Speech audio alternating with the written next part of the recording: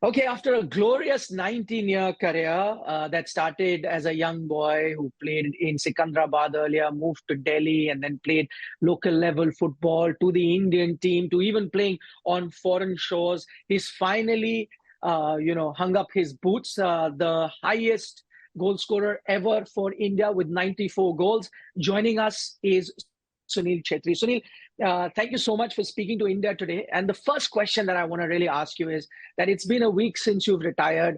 I want to know, what did you have for lunch, dinner, lunch, dinner, lunch, dinner after a boring life of 19 years?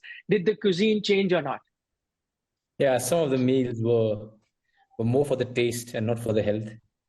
I would not want to disclose what I ate, but yeah, more than that, a lot of time with the family, with my kid, wife, mom and dad are here, more relaxed, just staying occupied, not thinking about what has happened, having those cheat meals. Everything is going fine right now.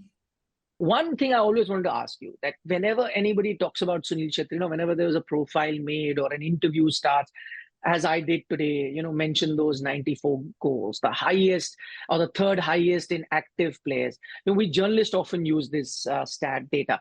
I often wonder, how do you see it? Do you find it confidence boosting sometime, or do you find it amusing? How do you see this particular stat? There's Ronaldo, there's Messi, there's Sunil Chhetri. So whenever a footballing person is talking about it, I am absolutely thrilled. I take a lot of pride because I know a footballing person understand what the comparison is. The comparison is purely on the basis of what we have done for our countries. And I will compete, and I did compete against anyone in the world. When it comes to doing my best for the country, I've done it. If given a chance, I'll do it again. But when it goes to a realm of people trying to compare the kind of players we are, that's where it's amusing, and I laugh, and I think it is ridiculous, because there is no comparison whatsoever between me, Messi, and Ronaldo. There are thousands and thousands and thousands of players like me who are huge fans of both Messi and Ronaldo. So only at that moment, when, if I may say so, the new footballing fans who do not probably have much knowledge, and if they are cracking about it or just talking about it, I find it amusing, because all the footballing people, they understand this. There is no comparison. But yes, I would compete. I did, and I will, against anyone when it comes to giving my best to the country is concerned.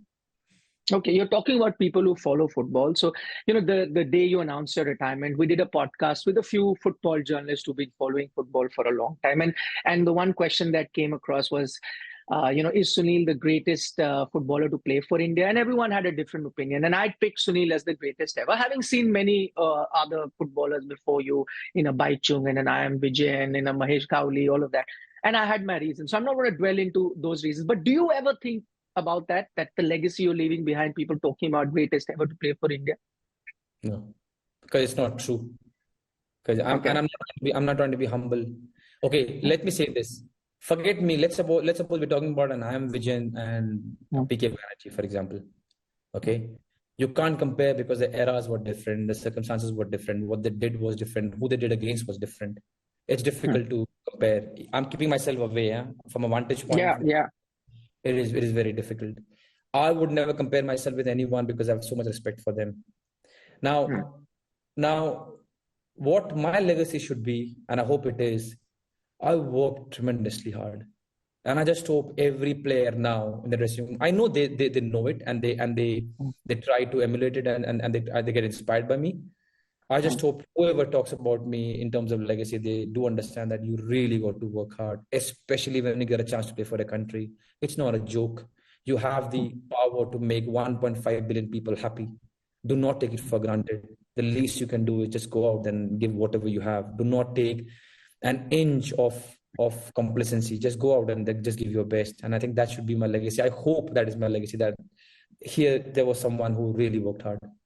Okay, let me ask you, put you in a spot. Of course, you have to keep yourself out of this debate and not going back into footballers that you never saw. But from the ones that you saw, who do you think was the greatest according to you? Okay, should I make it easier for you? Should I reverse the question, or you want to answer that? Or I can even make it slightly easier. I will try. I have watched very less of Ambai, and I loved what I saw. But because you're talking about the best in the country, and I'm keeping myself aside, I would say Baichung Bhai. There are many that come in my head, but the sheer determination and the hunger that I saw in that person was unmatched. And again, I must say, I have seen much more of Baichung Bhai. I've played with him for 6 years for the national team, so I might be biased. I mean, one more name comes in my head. A lot of people don't understand that is JJ. He did really well for the country at his prime, but it was short-lived.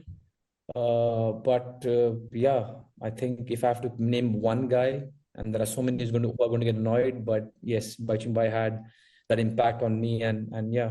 I wanted to know, ever since you retired, I'm sure you got loads of messages and, congratulatory messages and people looking back at your career. Who was the biggest name from the world of football, or the sweetest message that you got after you announced your retirement? See, and as far as big names are concerned, there are many. I mean, getting a message from Modric was huge.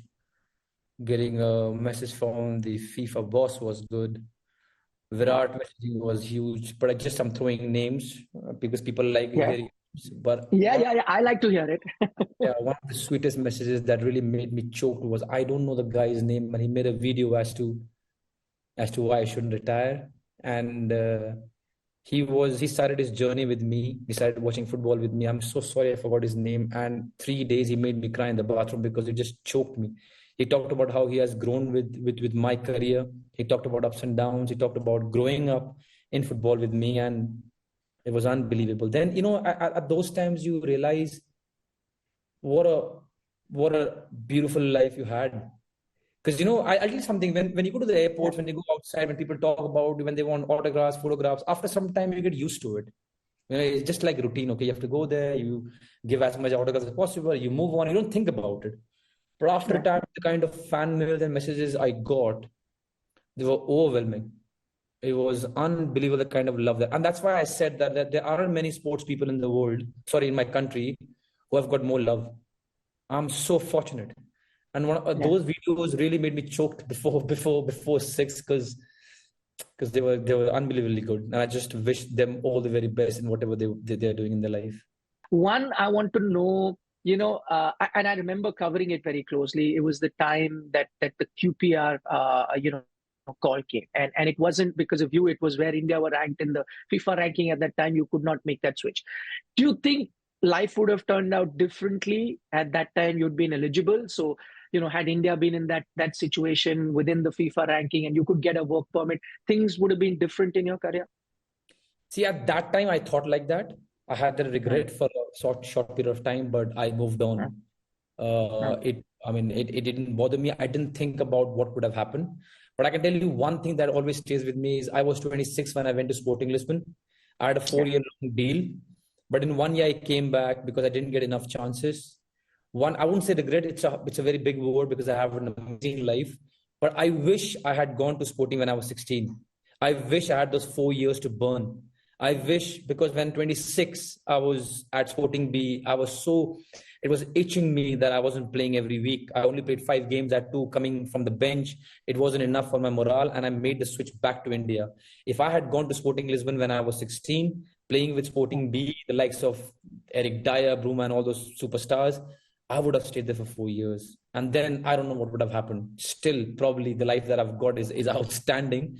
And I don't want to use the word regret, but yeah, sometimes I think that I wish I was 16 when I went to Sporting.